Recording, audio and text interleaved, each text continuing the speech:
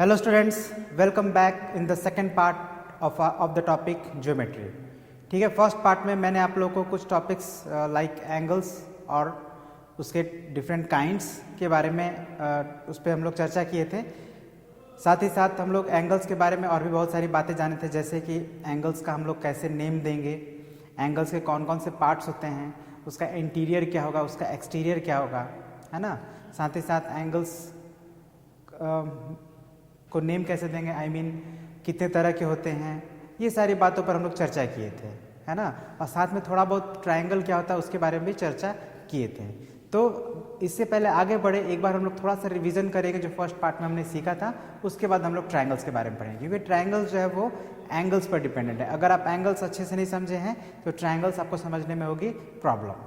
ठीक है, तो एक बार हम लोग रिविजन करेंगे छोटा सा, फिर हम लोग ट्रायंगल्स के बारे में चर्चा करेंगे।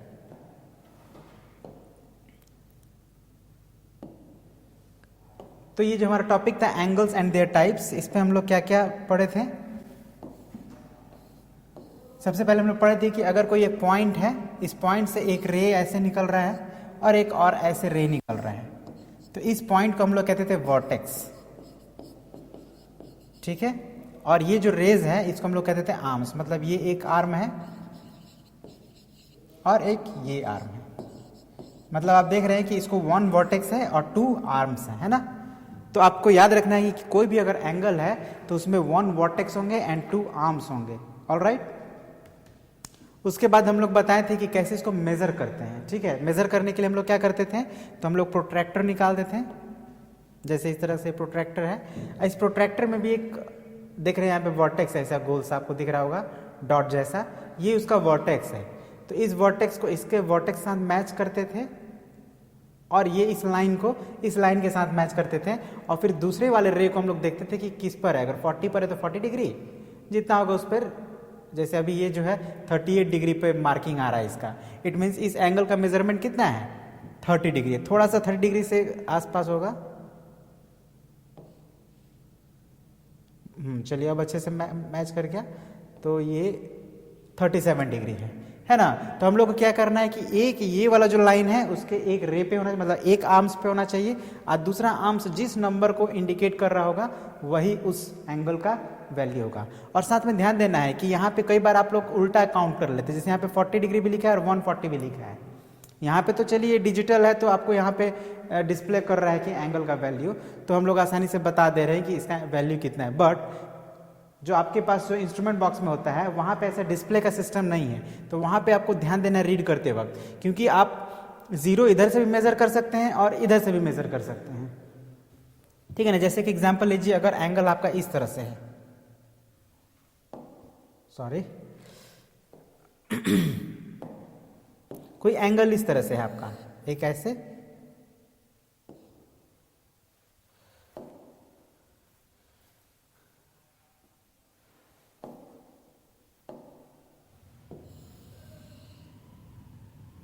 इस तरह से और फिर इस तरह से। अब ये एंगल कितने डिग्री का होगा कैसे पता चलेगा। अगर इसको हम लोग को मेजर करना हो तो कैसे मेजर करेंगे, तो देखिए यहाँ भी हम लोग इसको इसके वर्टेक्स पे मिलाएंगे। ठीक है, वर्टेक्स पे मैच कर रहा है, लेकिन अब इस कंडीशन में ये आप देख रहे हैं यहाँ पे 180 दिख रहा है, बट इट्स नॉट 180, हमको ये जीरो वाला वैल्यू लेना है। ठीक है,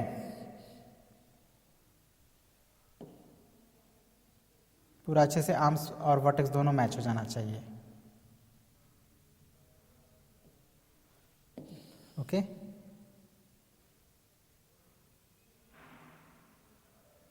तो ध्यान दीजिएगा, अभी यहाँ पे ये जीरो भी मार्क है 180 भी मार्क है, तो हम लोग को इस तरफ से इस बार एंगल का जो मेजरमेंट का डायरेक्शन वो चेंज हो गया, वो अब हम लोग लेफ्ट साइड से मेजर कर रहे हैं। तो लेफ्ट साइड से मेजर करें तो ये देखिए यहाँ पे जीरो कौन है, तो ये नीचे वाला जीरो है। तो अब हम इसको देखेंगे कि कहाँ है ये, तो ये आपका बेसिकली है, ओ इसको भी लाना पड़ेगा इधर कहीं,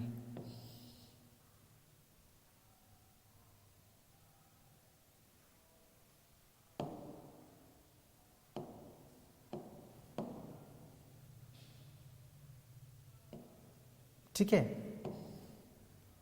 तो ये बेसिकली जो प्रोट्रैक्टर है, डिजिटल प्रोट्रैक्टर है, ये हमेशा उधर से ही मेजर करेगा, लेकिन हम लोग इधर से भी, जब आपका जो प्रोट्रैक्टर होता है वहाँ पे हमको रीड करना है, तो ध्यान दीजिए यहाँ पे 0 भी लिखा है और 180 भी लिखा है, लेकिन हम लोग को चूंकि इस तरफ से लेफ्ट साइड से मेजर कर रहे हैं तो ये 0 वाला को हमको मेंशन करेंगे और 0 वाले लाइन को ही हम लोग रीड करेंगे, ठीक है ना।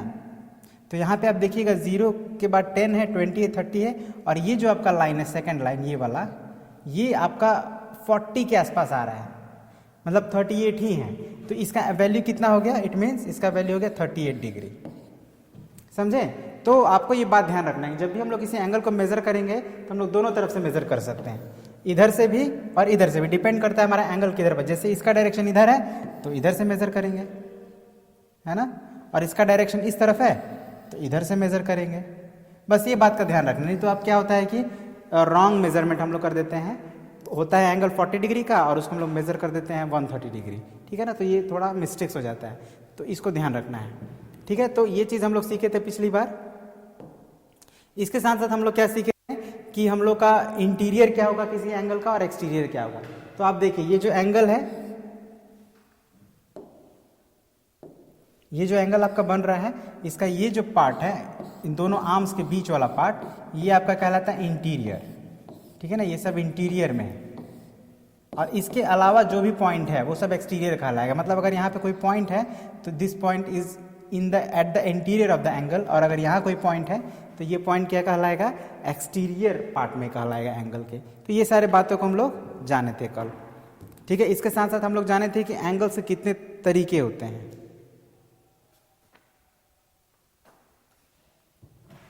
तो उस पर भी एक बार हम लोग थोड़ा नजर दे देते हैं।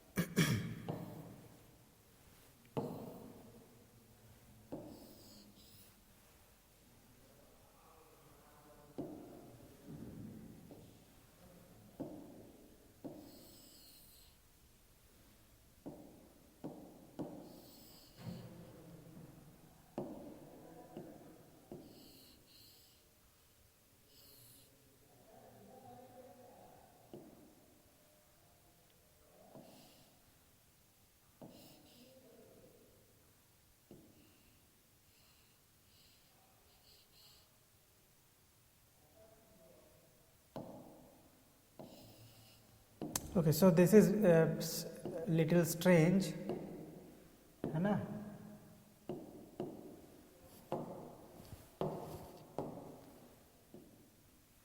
ये यहाँ से नहीं हटेगा, सो हम लोग इसको लीव कर देते हैं। जस्ट इग्नोर दिस पार्ट, है ना, ये इसका कोई हिस्सा नहीं है।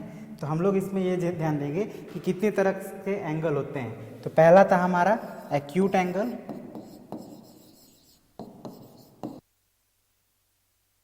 उसके बाद हमने जाना था राइट एंगल, उसके बाद था ऑब्ट्यूज एंगल,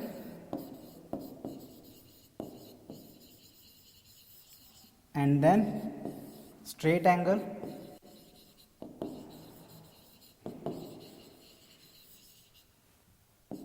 फिर हमारा था reflex angle, and then complete angle. ये 7 टाइप्स के एंगल के बारे में हम लोग चर्चा किए थे, ठीक है। अब ये क्या होता है, तो एक्यूट एंगल हमारा होता है जिसका वैल्यू जो होगा 0 डिग्री से बड़ा और 90 डिग्री से कम, है ना। ग्रेटर देन 0 डिग्री क्या होता है, greater than 0 degree, less than 180 degree, तो उसको हम लोग बोलते थे एक्यूट एंगल। और राइट एंगल क्या होता था, तो इक्वल टू 90 डिग्री, मतलब 90 डिग्री का एंगल है तो उसको राइट एंगल कहेंगे। ऑब्ट्यूज एंगल को हम लोग क्या बोलते थे कि greater than 90 degree, 90 degree and less than 180 degree, है ना, मतलब 90 डिग्री से बड़ा 180 से छोटा तो उसको ऑब्ट्यूज एंगल बोलेंगे। इसको हम लोग बोलते थे स्ट्रेट एंगल बोलते थे 180 डिग्री को, है ना, 180 डिग्री के एंगल को स्ट्रेट एंगल बोलते थे। और रिफ्लेक्स एंगल क्या होता था, तो ग्रेटर देन 180, 180 लेस देन 360, और कंप्लीट एंगल क्या था, तो 360 डिग्री को। ठीक है, शॉर्टकट में लिख रहा हूँ, बस इतना ही आपको ध्यान ही रखना है। तो ये सब चीज़ हम लोग एंगल्स के टाइप्स पढ़े थे और ये ज़रूरी है। इसको आप बिना समझे आप ट्रायंगल्स को अच्छे से नहीं समझ पाएंगे, आपको ट्रायंगल्स को समझने में बहुत कठिनाई होगी, इसलिए इसको रिवाइज करना ज़रूरी था। अब हम लोग आ जाते हैं कुछ इससे रिलेटेड कुछ प्रैक्टिस वर्क कर लेते हैं और फिर हम लोग समझेंगे ट्रायंगल्स के बारे में। ठीक है,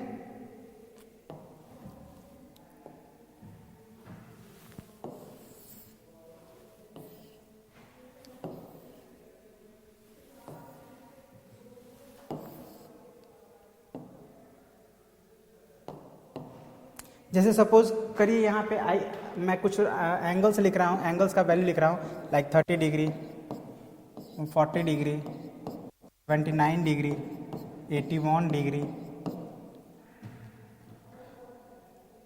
115 डिग्री, 92 डिग्री,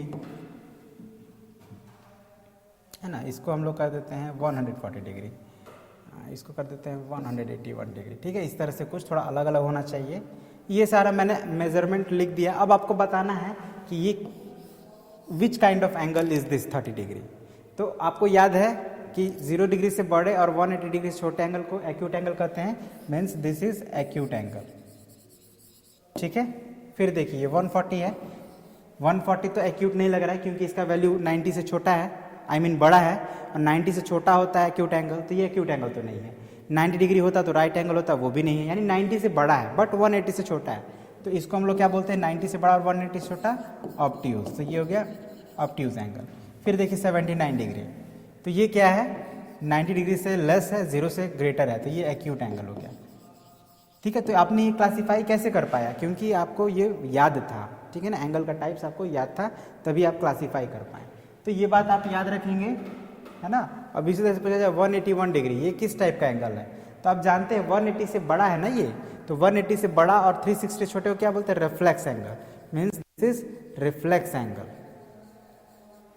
115 ये कौन सा एंगल है, तो ऑब्ट्यूज एंगल।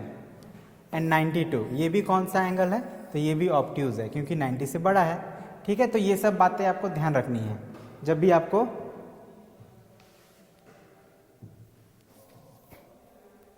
ठीक है, दैट्स इनफ। तो इतना काफ़ी है, एंगल्स के बारे में हम लोग का जो रिवीजन हुआ है उतना काफ़ी है। अब हम लोग ट्रायंगल्स के बारे में पढ़ेंगे।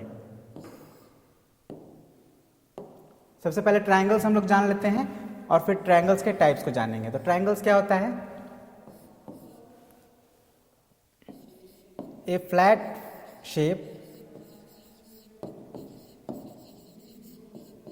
Bounded by 3 sides.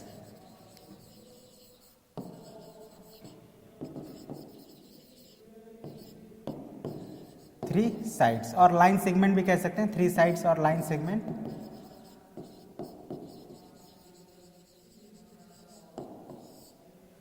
ठीक है, कोई भी फ्लैट शेप, जैसे इस तरह से ये एक फ्लैट शेप है, इसमें 3 सेगमेंट से ये घिरा हुआ है, ठीक है, बाउंडेड है, तो इसको हम लोग क्या कहेंगे, ट्रायंगल कहेंगे। ठीक है, वैसे आपको मैंने लिखवाया था ए triangle is a closed figure bounded by 3 line segment, है ना, बात एक ही है क्योंकि ये क्लोज्ड ही फिगर है और ये 3 साइड से घिरा हुआ है, बाउंडेड मतलब 3 साइड से घिरा हुआ है, तो इस शेप को हम लोग क्या बोलेंगे, ट्रायंगल बोलेंगे। और मैंने आप लोग को ये भी बताया था कि ट्रायंगल 6 टाइप्स के होते हैं। ठीक है, अगर आप साइड्स के बेसिस पे कहिएगा तो 3 टाइप्स के, और एंगल्स के बेस पे कहिएगा तो 3 टाइप्स के। और मैंने आप लोगों को साइड्स के टाइप्स में बताया था 3 तरह के, और कौन कौन, एक बार उसको भी देख लेते हैं।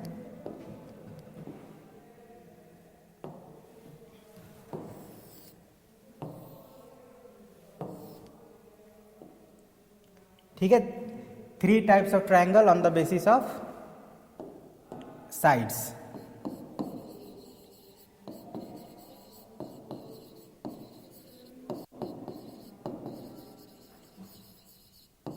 on the basis of its sides length। Side के लेंथ के बेस पे जो ट्रायंगल होते हैं वो 3 तरह के होते हैं। कौन कौन, स्केलिन ट्रायंगल। देखिए, ट्रायंगल लिखने के लिए हम लोग एक छोटा सा ट्रायंगल भी बना सकते हैं। दूसरा isosceles triangle, and third equilateral triangle.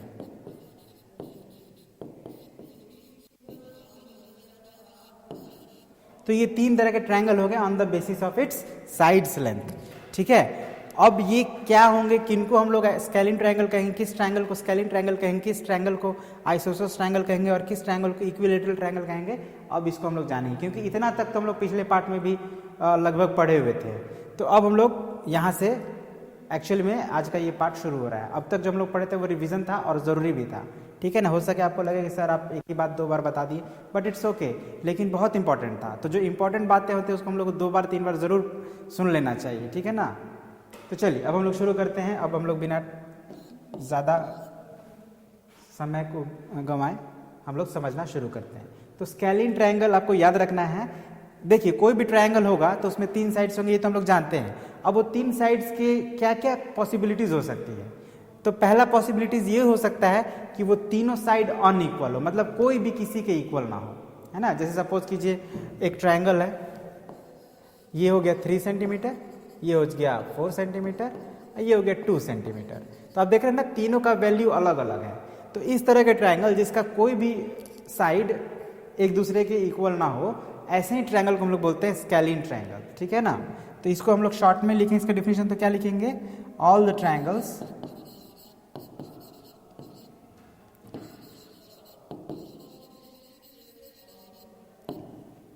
having unequal sides,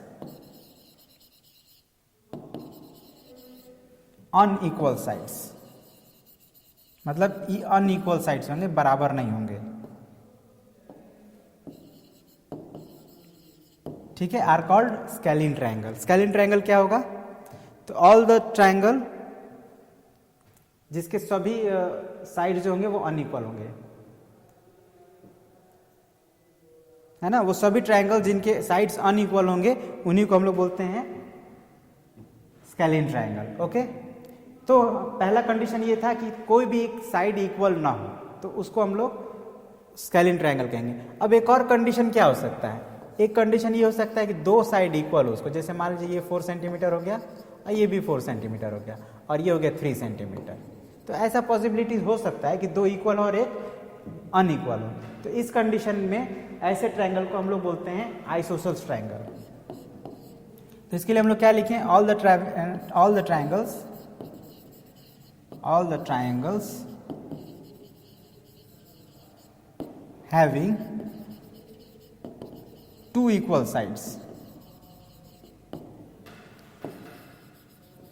2 equal sides are called isosceles triangle। ठीक है ना, are called what, isosceles triangles. ठीक है, अब एक तीसरा कंडीशन क्या हो सकता है, एक तीसरा कंडीशन भी हो सकता है जिसमें सभी साइड्स इक्वल हो। मतलब सपोज कीजिए ये 5 सेंटीमीटर, ये भी 5 सेंटीमीटर और ये भी 5 सेंटीमीटर, तीनों ही साइड्स जो है वो क्या है, इक्वल है। तो ऐसे ट्रायंगल को हम लोग बोलते हैं इक्विलेटरल। देखिए नाम से ही पता चलता है, इक्वी का मतलब होता है बराबर और लेटरल मतलब इस साइड ही होता है। ठीक है ना, तो लेटरल का एक मीनिंग साइड भी होता है। तो इक्वल साइड्स मतलब all the triangles having all sides equal are called equilateral triangle. ठीक है, बहुत सिंपल है, all the sides having all sides equal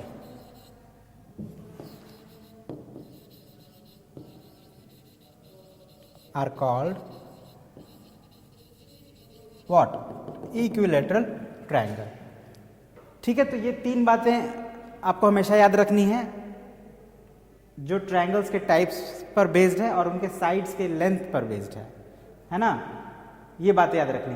लेकिन अब अगर एंगल के बेस पे हम बात करें, अगर हम ये बात करें उनके एंगल के बेस पे, क्योंकि एंगल का भी यही 3 पॉसिबिलिटी है कि उसके एंगल कितने कितने हो सकते हैं, तो उस बेस पे हम लोग उन ट्रायंगल्स को क्या क्या नेमिंग देंगे, ये चीज़ हम लोग आगे समझते हैं।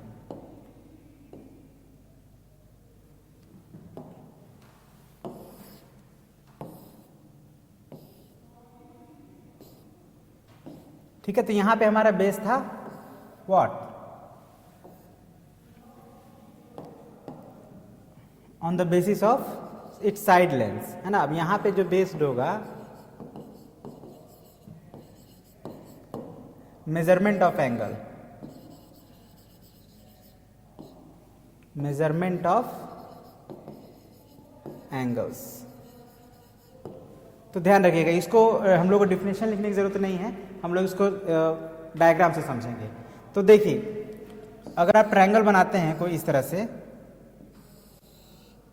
ठीक है, इस तरह से बनाते हैं आप ट्रायंगल कि उसके तीनों जो एंगल बने हैं यहाँ पे, उसकी वैल्यू लेस देन 90 डिग्री है, ठीक है ना, मतलब तीनों के तीनों एंगल एक्यूट एंगल्ड है, ये भी एक्यूट एंगल्ड है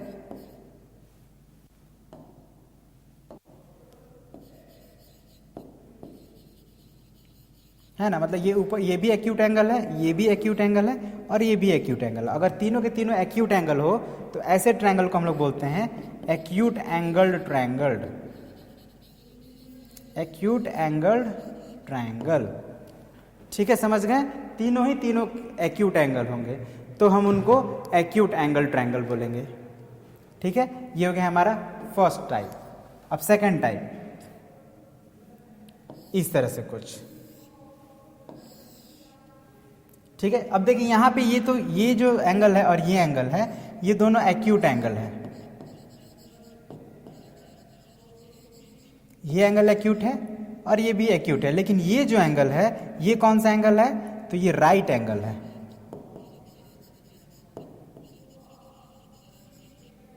समझ गए, मतलब एक एंगल राइट एंगल है और दो एंगल एक्यूट एंगल है, तो ऐसे ट्रायंगल को हम लोग क्या बोलते हैं, राइट एंगल ट्रायंगल।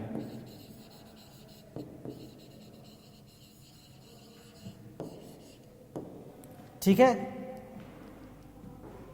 क्योंकि कोई भी ट्रायंगल में एक से ज्यादा राइट एंगल हो भी नहीं सकता, ठीक है ना, एक ही राइट एंगल हो सकता है, और अगर एक भी हो गया तो हम उस ट्रायंगल को बोलेंगे राइट एंगल ट्रायंगल।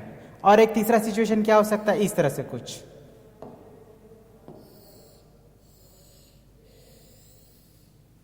ठीक है। अब इसमें आपको क्या दिख रहा है, ये थोड़ा 90 डिग्री से बड़ा एंगल दिख रहा है ना, तो इसको हम लोग बोलते हैं ऑब्ट्यूज एंगल,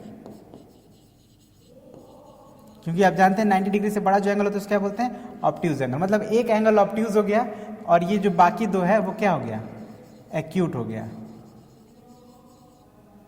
ये और ये एक्यूट एंगल हो गया।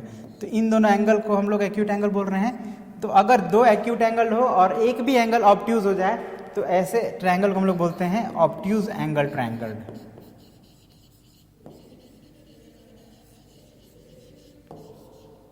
ठीक है, तो आपको पता चला on the basis of its measurement of angles there are three types of triangles.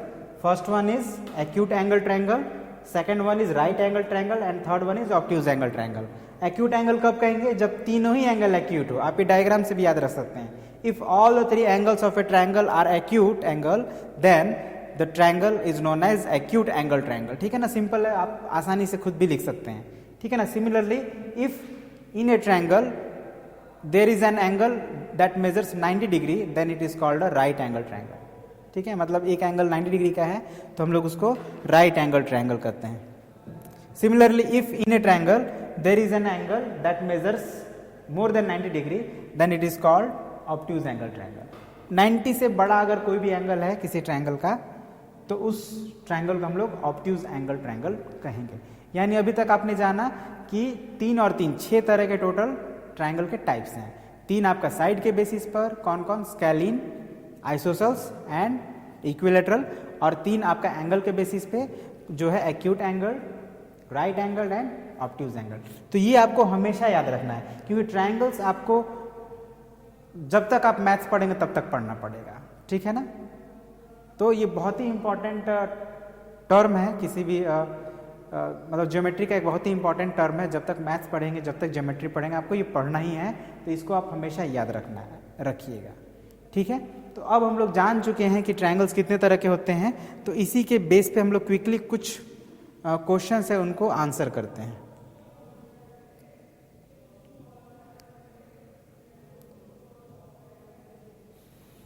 ठीक है, डिफिकल्ट क्वेश्चंस नहीं है, बहुत सिंपल सिंपल क्वेश्चंस हैं, उसको हम लोग करते हैं भाई।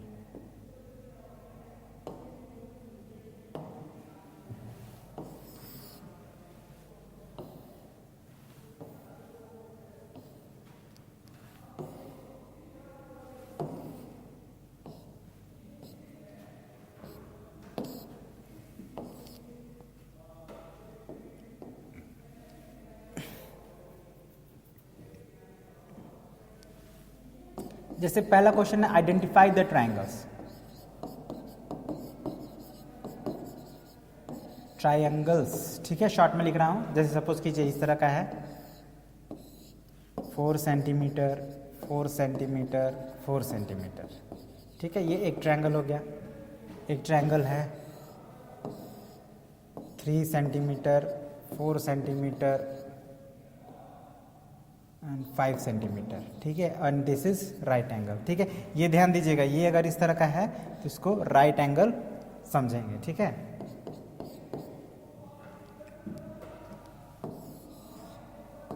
एक इस तरह से है 5 सेंटीमीटर 7 सेंटीमीटर एंड 9 सेंटीमीटर, ठीक है। अब ये 3 ट्रायंगल्स हैं, आपको आइडेंटिफाई करना है कि ये किस तरह के ट्रायंगल्स हैं। तो हम लोग एंगल के बेस पे भी बता सकते हैं आंसर और उसके साइड के बेस पर भी। तो देखिए ये जो है साइड, इसके तीनों साइड क्या हैं, इक्वल है, और अगर आप ध्यान दें तो इसके तीनों एंगल एक्यूट एंगल है, तो इसको हम लोग एक्यूट एंगल भी कह सकते हैं। और तीनों साइड इक्वल कौन सा ट्रायंगल में होता है, इक्विलेटरल ट्रायंगल में। तो देखिए जब साइड दिया हो तो हम लोग साइड को ही प्रेफरेंस देंगे, तो साइड के बेस पर ही हम बताएंगे कि ये कौन सा एंगल है। तो साइड के बेस पे अगर तीनों एंगल इक्वल होता है तो उसको क्या बोलते हैं, इक्विलेटरल ट्रायंगल, मतलब दिस इज इक्विलेटरल ट्रायंगल, ठीक है।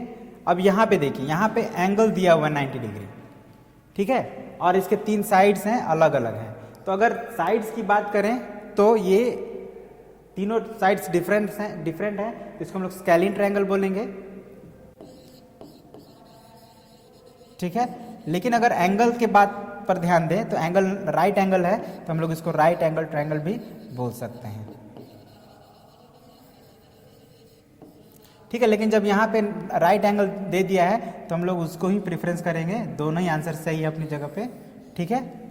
अब यहाँ पे देखिए, यहाँ पे तो क्लियरली तीनों साइड्स डिफरेंट है, तो ये भी हमारा स्केलिन ही ट्रायंगल है। तो इस तरह से आपके बुक में और भी ऐसे बहुत सारे ट्रायंगल्स बने होंगे जिनको आपको आइडेंटिफाई करना है in terms of their side, यानी आपको या तो एक इक्विलेटरल बताना है, या स्केलिन बताना है, या आइसोसेल्स बताना है, या अगर एंगल्स के बारे में बात करें तो आपको एक्यूट एंगल बताना है, नहीं तो राइट एंगल बताना, नहीं तो ऑब्ट्यूज एंगल बताना है, ठीक है। अब उसके बाद कुछ फिल इन द ब्लैंक्स हैं, तो वो fill in the blanks basically जो हमने अभी पढ़ा है ट्रायंगल्स के बारे में कंप्लीटली उसी के बेस पे है, तो हम लोग अब उसकी बात नहीं करेंगे क्योंकि ऑलरेडी हम लोग इसके बारे में बहुत सारा चर्चा कर चुके हैं। तो अब हम लोग ट्रायंगल का जो टॉपिक है यहीं पे एंड करते हैं और हम लोग बढ़ते हैं अपने अगले टॉपिक की तरफ, जो है सर्कल। तो सर्कल क्या है, सर्कल क्या है, तो सर्कल देखिए बहुत ही सिंपल चीज है सर्कल।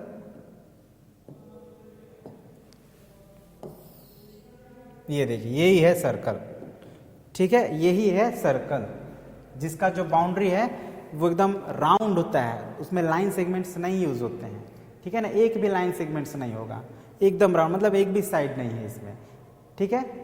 तो आप अपने घर में भी बहुत सारे ऐसे ऑब्जेक्ट्स देखे होंगे, जैसे घर में आप जब रोटी पकाते हैं तो रोटी का शेप कैसा होता है, ऐसा ही होता है, राउंड, ठीक है।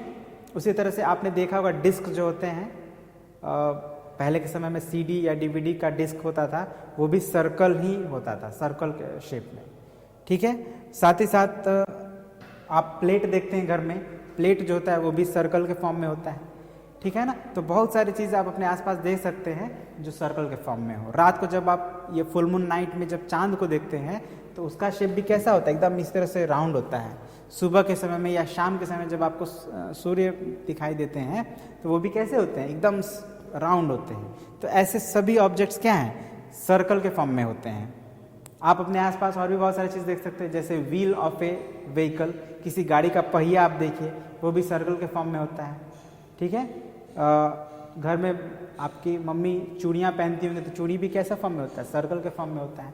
इसी तरह से बहुत सारी चीज़ें हैं जो सर्कल के फॉर्म में होता है। लेकिन अब ये है कि सर्कल बनता कैसे है, तो सर्कल बनाने के लिए हम लोग को सबसे पहले क्या करना पड़ता है, कॉम्पास की जरूरत पड़ती है। कॉम्पास, जैसे सपोज कीजिए ये आपका एक कॉम्पास है,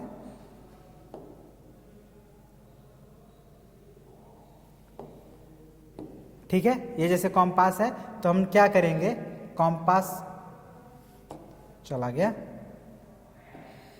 ठीक है, एक सर्कल का सेंटर लेना है और इसको एक रेडियस लेना है, ठीक है ना, एक प्रॉपर रेडियस लेना है। जैसे अब यहाँ पे इतना ले लिया गया और इसको ऐसे घुमा देना है, देख रहे हैं।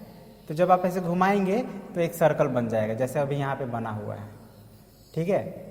अभी ये कॉम्पास जो है वो not working properly, but process जो है वो यही है।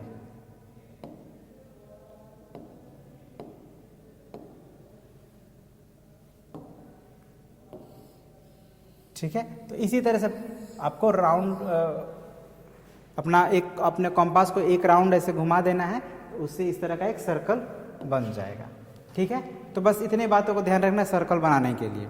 लेकिन जब आप सर्कल बनाते हैं तो जैसे मैंने कहा कि आपको एक पॉइंट लेना पड़ता है सेंटर पे, तो उस पॉइंट को हम लोग क्या बोलते हैं? ये जो पॉइंट जो आपने लिया सर्कल बनाने के लिए, इस पॉइंट को हम लोग बोलते हैं सेंटर। इस पॉइंट को क्या बोलेंगे? Centre, CENTER, CENTER। ये पॉइंट क्या कहलाएगा? सेंटर कहलाएगा। और इस पॉइंट से जो आपने ये लेंथ लिया बाउंड्री तक, यहाँ तक है ना, इस लेंथ लेकर ही ना आपने ऐसे एक राउंड किया, तो इस लेंथ को, इस लाइन सेगमेंट का लेंथ को हम लोग बोलते हैं रेडियस। अब दोनों में देखिए समझिए, सेंटर जो एक पॉइंट है और रेडियस क्या है? एक लाइन सेगमेंट का लेंथ है। ये दो बात आपको याद रखना है, ठीक है। अब अगर इस रेडियस का हम लोग डबल कर दें, मतलब इधर से इधर तक ऐसे मिला दें, तो आप देखेंगे इस पॉइंट, ये पॉइंट भी एक बाउंड्री पर पड़ रहा है और ये भी पॉइंट बाउंड्री पर पड़ रहा है, और जब इन दोनों को मिलाते हैं तो ये सेंटर से पास करता है। तो यहाँ से लेकर यहाँ तक का जो लेंथ होता है, इसी को हम लोग बोलते हैं रेडियस, सॉरी डायमीटर। ये क्या कहलाएगा? पूरा यहाँ से लेकर यहाँ तक, पूरा यहाँ से लेकर यहाँ तक ये जो लेंथ है, यहाँ से लेकर यहाँ तक, इस लेंथ को हम लोग कहते हैं डायमीटर। ठीक है, तो आपने जाना सेंटर क्या होता है, रेडियस क्या है और डायमीटर क्या है। अब डायमीटर और रेडियस में एक रिलेशन होता है जो आपको हमेशा याद रखना है, that diameter is equal to 2 multiplied by radius. ठीक है ना, मतलब जो डायमीटर होगा किसी भी सर्कल का, जो डायमीटर होगा वो रेडियस को 2 से मल्टीप्लाई करने के बराबर होगा, या ये कहिए कि रेडियस का डबल होगा। ठीक है, ये बात आपको हमेशा याद रखना है। ठीक है, that diameter is equal to 2 times radius. और एक बात आपको याद रखना है, इसी का उल्टा फिर से इसको बनाते हैं।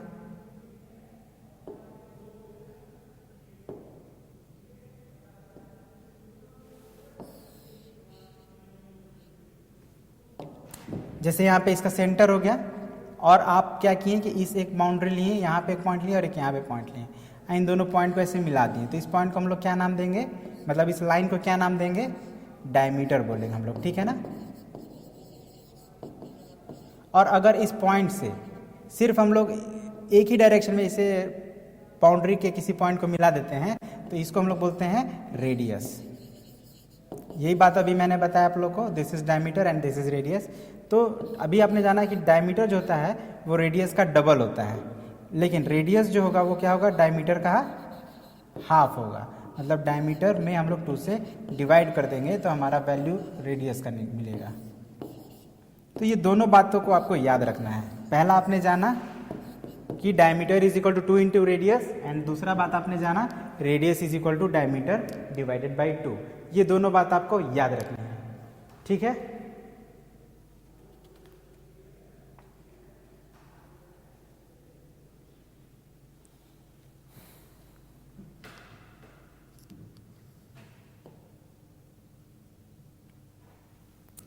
अब एक नेक्स्ट टॉपिक है हमारा सेमी सर्कल। तो सेमी सर्कल क्या है? तो सेमी सर्कल देखिए 2 वर्ड से मिलकर बना है, एक है सेमी और एक है सर्कल।